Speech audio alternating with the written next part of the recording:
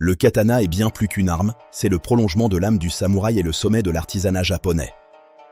Ses racines plongent dans l'Antiquité, évoluant des sabres droits importés vers la courbure distinctive née des besoins du combat à cheval. C'est à l'époque ayant que la forme courbe caractéristique apparaît, optimisant la coupe blissée lors des charges de cavalerie. Durant l'époque de Kamakura, la forge atteint son apogée, produisant des lames d'une résistance et d'un tranchant inégalé. Les invasions mongoles forcent les forgerons à renforcer la structure des lames pour briser les armures de cuir épaisse. Pendant les guerres civiles du Sengoku, le katana devient l'outil indispensable du quotidien de milliers de guerriers. Sous le shogunat Tokugawa, le sabre devient un symbole de statut social rigide, régi par des lois strictes sur son port. L'édit Ettore de 1876 interdit le port du sabre, marquant la fin officielle de la classe des samouraïs. L'anatomie commence par la lame, ou nagasa, dont la longueur et la forme définissent l'usage du sabre. Le sori, ou courbure, est calculé pour offrir une dynamique de coupe optimale lors du dégainage. Le kisaki, la pointe, est une zone de haute technicité où la géométrie rencontre la force de pénétration. Le hamon est la ligne de vie du sabre, résultat visuel d'une trempe thermique sélective complexe. La tsuba protège la main mais exprime aussi le goût artistique et le rang du guerrier. La poignée, ou tsuka, combine esthétique et fonctionnalité pour une prise en main infaillible. Enfin, le seiya protège la lame et permet l'art subtil du dégainage rapide. La création commence par le tamahagan, un acier précieux obtenu par une réduction complexe de sable ferreux.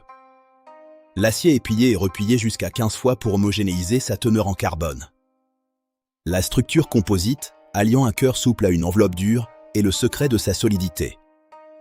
L'application sélective d'argile préparera la lame pour l'étape critique de la trempe. C'est dans l'eau que le sabre acquiert sa dureté finale et sa courbure naturelle. Le polisseur révélera ensuite la beauté cachée de l'acier au cours de 100 heures de travail. 5 grandes traditions de forge, les Gokaden, ont marqué l'histoire par leur style distinct. Masamune, le plus grand des maîtres, créait des sabres réputés pour leur pureté spirituelle. À l'opposé, Muramasa forgeait des lames dites maudites, assoiffées de sang selon les légendes. Le Kenjutsu regroupe les techniques de combat réel développées sur les champs de bataille. Elle y a idée l'art de vaincre en un seul mouvement, alliant rapidité et sérénité. Le Batodo met l'accent sur la coupe réelle, testant l'alignement parfait de la lame. Le sabre est le gardien des vertus du Bushido, droiture, courage, bienveillance et honneur. La pratique mène à l'immobilité de l'esprit, où l'arme et l'homme ne font plus qu'un. L'entretien utilise la poudre Ushiko pour absorber l'humidité et polir la surface de l'acier. L'application d'huile de shoji crée une barrière invisible contre l'oxydation dévastatrice. En France, le katana est classé en catégorie D, savante et libre majeure, mais son transport est réglementé.